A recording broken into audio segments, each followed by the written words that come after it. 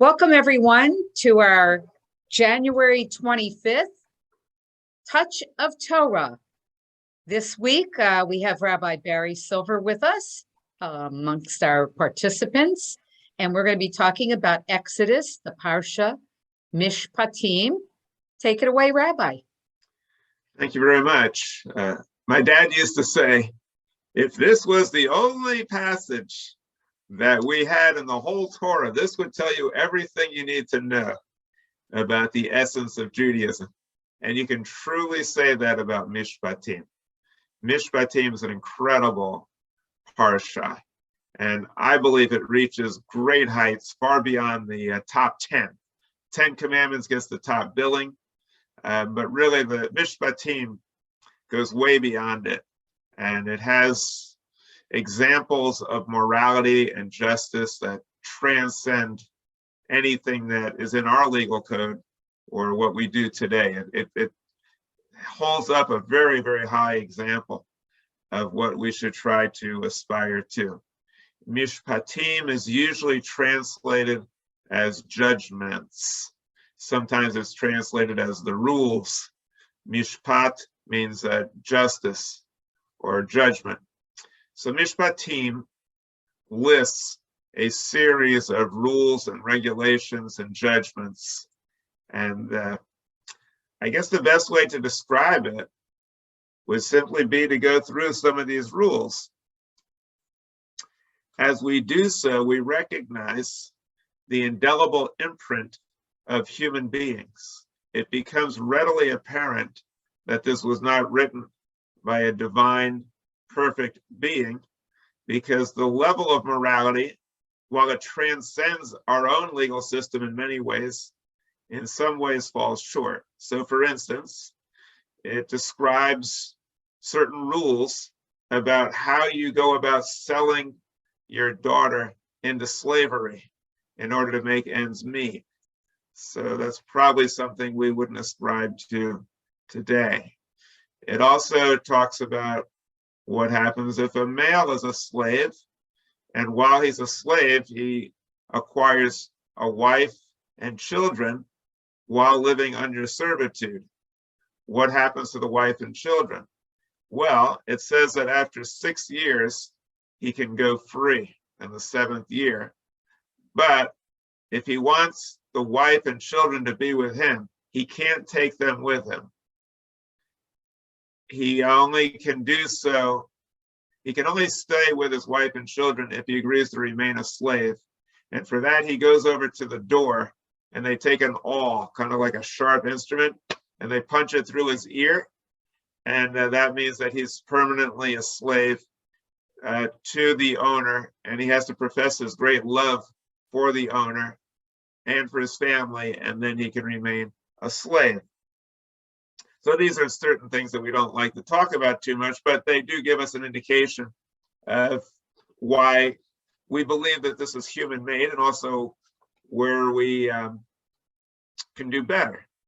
But let me focus on some of the incredible insights from the Torah that really, I believe, shape Western thinking to a very, very large extent. So let me just share some of these things with you. Well, first of all, it's very harsh when it comes to taking a life, but they understand different gradations. It says if somebody's lying in wait and they intend to take a life, they should be executed. But if it was done unintentionally, then they're allowed to flee to a city of refuge. They have different ways of discerning whether it was done intentionally or not. If the person used an instrument like an iron instrument or a huge piece of wood, probably he wanted it to happen. But if he didn't have an instrument in his hand and somebody happened to die at his hands, then he can flee to a city of refuge. If an ox gores a man to death, the owner of the ox gets one free gore, so he's not punished. However, if it's the second time, the ox and the man are both executed, and the ox is actually stoned to death. which is a punishment usually reserved for human beings, but they just figure this ox is bad news. So the ox is stoned to death. Unfortunately, the passage here is that witches should not be allowed to live, which generated the Salem witch trials, which was just a tiny microcosm of a fanatic fury against women that raged all across Europe and eventually came to the shores of America. It's extremely barbaric and unjust. If somebody was accused, they'd toss her in the water. And if she drowned, then she was innocent. But if she floated, then she was deemed to be a witch, and then she was tortured and executed. They also had some very horrifying rules about it. So if you turn in a witch, if you report that somebody's a witch and they're found guilty, which they always were, you get all their property. So if you have a grudge against some woman that you don't like, you just say she's a witch, you take their property. And if anybody defends the witch, then they're also executed, because why would you be defending a witch unless you also are guilty? There was the judge got a little piece of the action. He got some of the witch's property, and the other people. It was really horrible. But anyway, it's all generated from this. You shouldn't allow a witch to live. They weren't big on bestiality either. If you had sex with animals, that invited the death penalty. If you worship the wrong God, in other places it says you should be executed. Here in Mishpatim, it just says you should be excommunicated. You're banished, which means you have to leave the community. That was tantamount to a death penalty at many times in history, because the Jews were surrounded by hostile forces. So if they were not within the safety of the Jewish community, they could die. Then you have a whole series of laws, many of them very enlightening. I'm just going to read some of them to you. Don't carry a false rumor. Don't join hands with the guilty to act as a malicious witness. Don't follow a multitude to do evil. Don't side with the rich or with the poor. You should be so fair that just because somebody has money and influence, you don't side with them. And just because they're poor, you don't say, well, I feel bad for them, they must be innocent. You have to rule impartially. This is one that's extremely enlightened. If you see the donkey, or they use another word, but I don't like to use that language. It's a 3-letter word. But if you see the donkey of your enemy suffering under a burden, your first inclination is to say, good. I want my enemy to suffer and his animals too. But it says resist the inclination, relieve the burden from the animal and help the animal out. What the Bible's trying to say is they don't really expect so much that you're actually going to see your enemy's animal under a burden and you're going to help it. What it's trying to say is that you should be compassionate towards anyone. The lowest ranking person for most people is their enemy. And even below that is the animal of their enemy. So what the Torah is trying to say is, if somebody is suffering, no matter who it is, even your enemy, help them. This is something that far surpasses anything in our legal code. I mean, in our legal system, you can see somebody suffering, even if it's your best friend, and you have no obligation to help. There's no obligation to affirmatively help people. But in the Torah, there is. It's a mandate. It's a commandment that you have to help people, even if you don't like them. You help everybody. It says that you should also love the stranger and help the stranger, because you were strangers in the land of Egypt. Very, very enlightened passage. You should help out the poor and the widow. You should not take bribes, or as they're also known as campaign contributions. Now I want to get to, before I conclude, I want to get to one that's near and dear to my heart. It's from Exodus 21:22.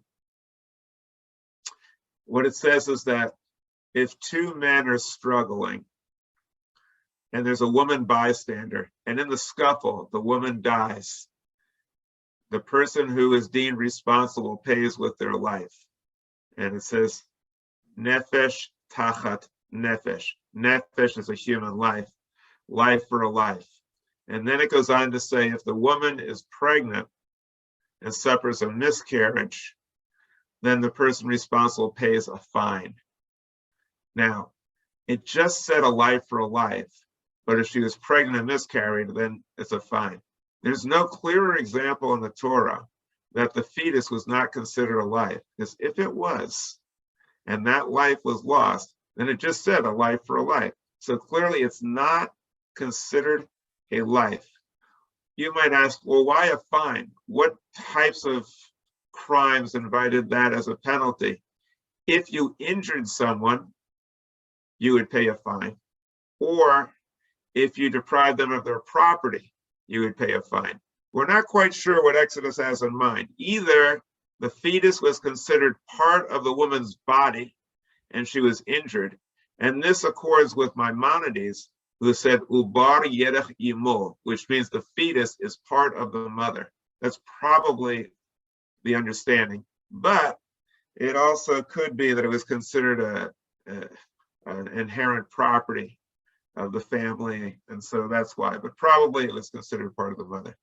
This passage refutes those people who claim that the Bible is anti-choice. It is not. The Bible is pro-choice.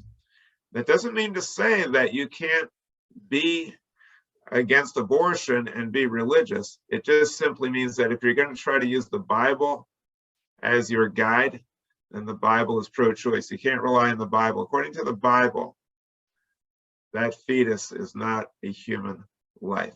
And there's other passages in the Bible that equate breathing with life. So the onset of breathing, when the child is born, that's when life begins. The old joke is that life really begins when the last kid graduates from college and moves out. That's the other one. A part of that joke is when the dog dies, but as someone who loves dogs, I don't really see that adds to the humor of it at all. But there is an old question of when life begins. And the Catholic says at conception, the Protestant says no at the third trimester, and then the rabbi says no when the last kid moves out. But that's some of what I wanted to share with you about Mishpatim. Mishpatim is a very, very amazing passage, and a lot of what we take for granted today in our legal system comes from Mishpatim. Anybody have any thoughts they'd like to share or questions they want to ask about Mishpatim?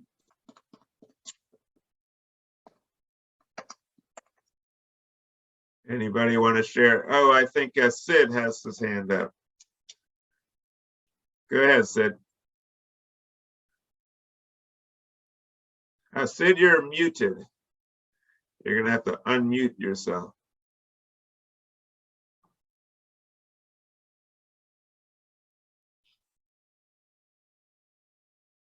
There's a little microphone with the, there you go. There he is.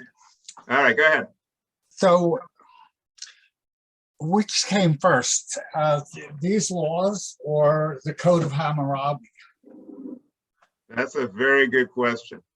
Historians and scholars believe that Mishpatim was written during the Babylonian exile. The Code of Hammurabi was already existing in Babylonia when the Jews got there. So if you look at the laws of Mishpatim and the whole Torah, and then you look at the Code of Hammurabi, you'll see striking similarities and also differences. So historians believe that Hammurabi came first. The Jewish people had that at their disposal, but they made changes and alterations. And one of the most significant ones is to have a sense of ethics and morality. The Code of Hammurabi was just a strict legal code. There wasn't so much about doing the right thing or being a good person. And also there were very serious differences between people based on the status of the offender and the victim.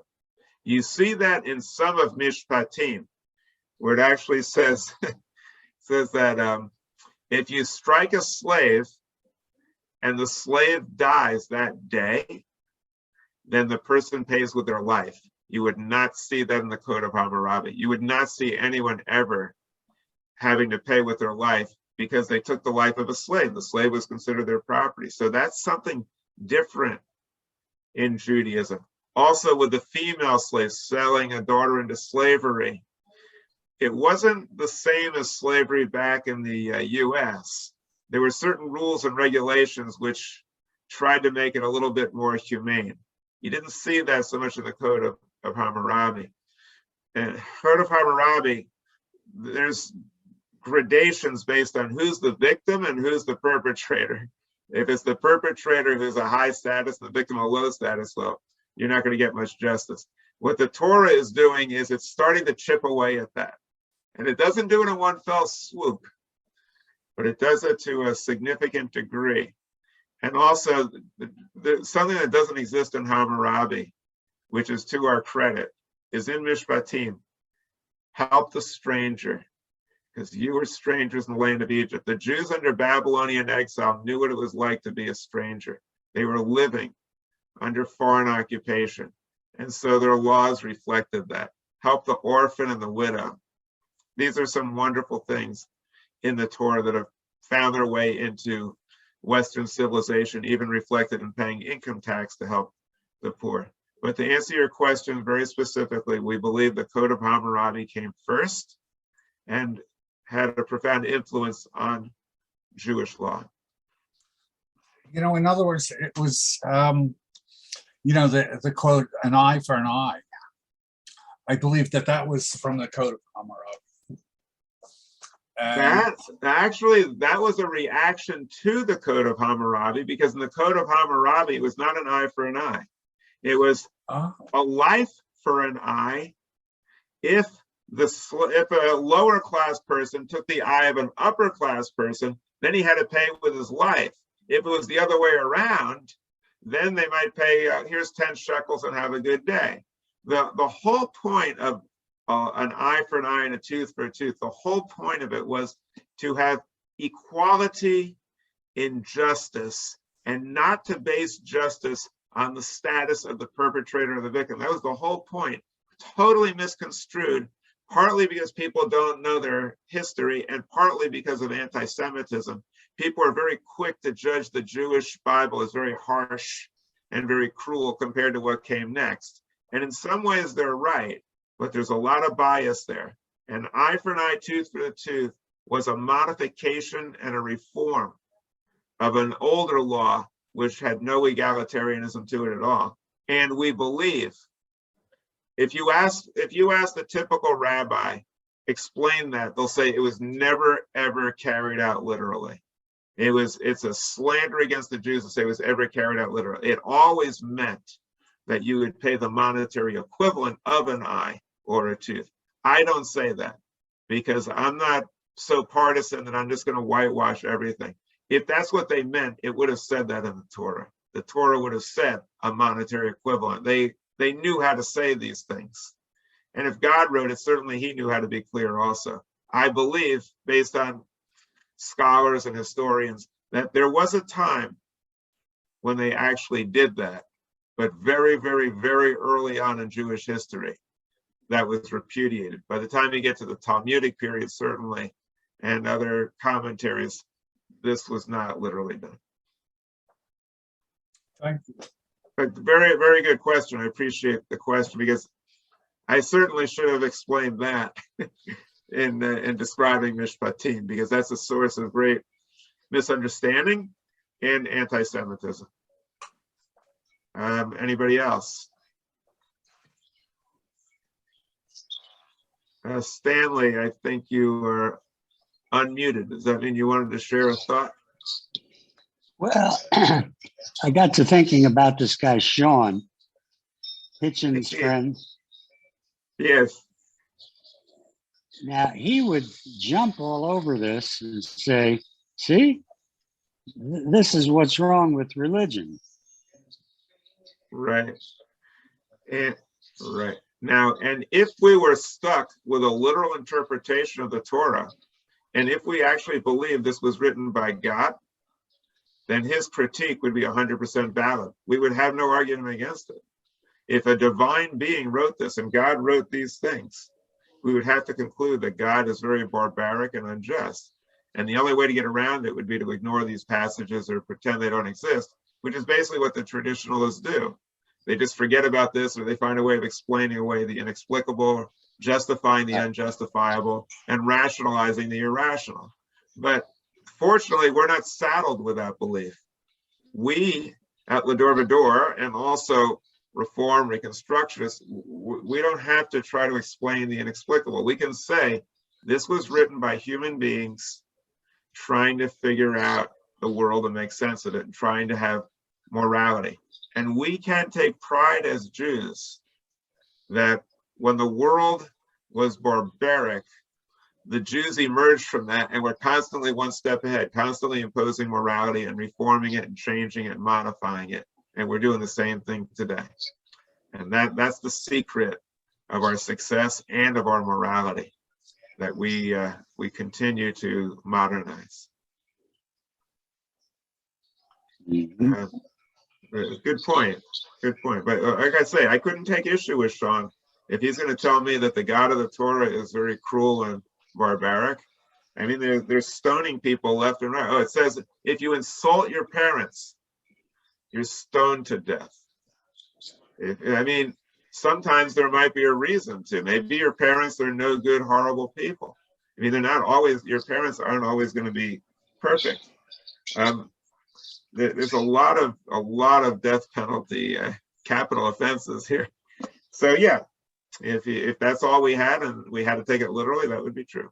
That's why we don't. Anybody else? Go ahead, Valerie. I was listening to an expose on, I think it was NPR not all that long ago, about what's going on, not only in Afghanistan, but in some areas of the Middle East still, that because of the economic situation, families are literally selling their daughters for marriage. If they haven't reached the age of menses yet, they're bargaining, selling their children, and then they're brought to whoever pays them the most money for marriage as soon as they reach that age. But they're still, or in essence, selling, and that's going on as we speak. And my question to you is, do you think that the UN and the children's organizations should take a stronger stand, or maybe Western governments need to take a stronger stand with that? And if so, how do you think that can be done? Well, there's only one way to do it. It's only one way to do it, and that is to not respect the Quran as a legal guide, because what happened is the Quran took the very primitive aspects of Exodus and Deuteronomy and made that the law of the land, and didn't reform it, didn't evolve, didn't change. They're still practicing barbaric Sharia law, which reflects the barbaric law of Exodus and Deuteronomy and Numbers, and they've never changed. Unlike the Jews, who have been reforming and modernizing, they're still selling daughters into slavery. And by the way, when you tell a woman at 13, 14, 15, you are going to marry this guy, that's slavery. It's not a marriage like we think of here. This is slavery. They have to do their husband's bidding, and if they don't, they can be executed. This is modern day slavery. How does the UN justify that? Why would the UN allow that to happen? There's only one reason: freedom of religion. They're not going to challenge the Quran. They're not going to challenge us, because the Muslims are going to, this is our religious right. These are our religious beliefs. And I say, I don't care if your beliefs come from the Quran, Judaism, Christianity. I don't care. If you're selling people into slavery, you can no longer use the Bible as a cloak. You can no longer justify it by saying it's your religion. There's got to be certain standards, a certain floor of how we treat people, and you can't use religion to get away with ignoring those basic rights. But that's what's going on here. And that's why I am so insistent. People think I'm rather fanatic on this point. I'm so insistent on saying that God didn't write these books, and we shouldn't pretend that he did. And we should challenge these doctrines because they are destroying lives as we speak. This world could actually come to an end because of the Quran. The Quran is saying that this world is doomed and it should be destroyed. And when it is, then the 12th Imam is going to come back. And some crazy Muslim leader or terrorist group could get their hands on one of these nuclear weapons and trigger a nuclear holocaust that could end the world or civilization as we know it. And we will have died because of some ancient literature. It's just too tragic for words, and we should challenge those beliefs. Go ahead, Sid. So, can I change the subject a little? Go right ahead. I think we've beaten that one to death, if you'll pardon the expression. You know, I want to talk about the Ukraine. Okay. And, you know, I've been reading, ever since the government of the Ukraine was changed over to the one that's presently running the country. Yes. The country has become very anti-Semitic, and the leadership as well. And I'm kind of thinking that maybe it wouldn't be that bad of a thing for the Russians to take over that country. I would like to suggest, I'm glad you brought that up, that we do a little homework on that and see if these claims are accurate, because Russia has waged a relentless propaganda campaign against the leadership of Ukraine. And many of these things have found their way into on the internet that we get. The leader of Ukraine is Jewish, is Zelensky. He's a Jew. And as far as I know, he's doing a pretty good job over there. But I am very interested in what you raised, that I'm going to do my homework. I'm gonna take a look at that and see, is this accurate or is this some of Russian propaganda? But you know what, Putin's a very, very bad guy. This guy is bad news, and he has designs on trying to reestablish the old USSR. But I do thank you for mentioning that. So let's take a look into that. Go ahead, Valerie. Well, also, if this indeed is the truth, I have a real problem with it. A lot of the UN, quote unquote, UN forces are sending like F-19s into Romania. They're sending weapons in. They're sending military weaponry in to help the Ukrainian military.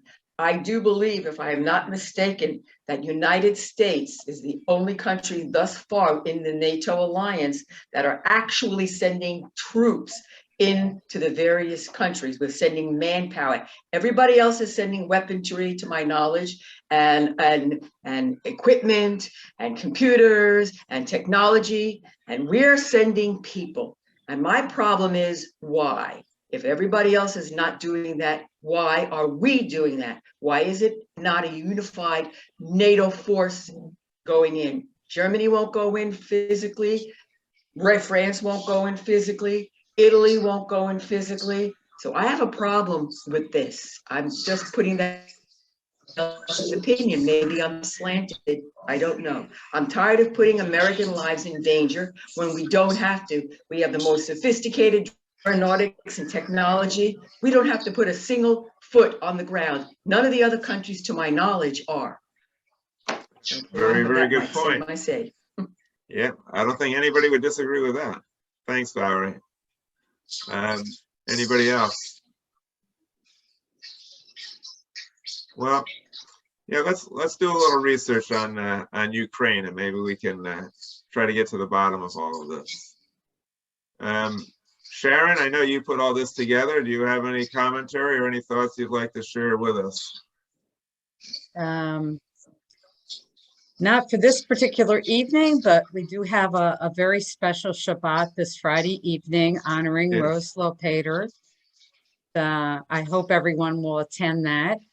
And we have our Taste of Shabbat, Shira and Havdalah at 7 p.m. on Saturday evening with Andy Sussman. And I know we had a very successful Kum Zitz program on Sunday, this past Sunday. So we're just programming L'Dor Va-Dor really full spiel here this week. So Yeah, so I look forward to that. I'd like to share with everybody that I really appreciate these sessions that we have by Zoom. They are not the same as being in person, but they're really, really important to continue to interact and to be together. What makes L'Dor Va-Dor work, or any synagogue or congregation, is not just the ideology, although that's very important. It's really the contact and being there for people when they're hurting or they are experiencing some difficulty in their life. And I really appreciate everybody who takes the time to come on here and share with us and continues to keep the relationships alive at L'Dor Va-Dor. It's very valuable to me, and I know it is to others as well.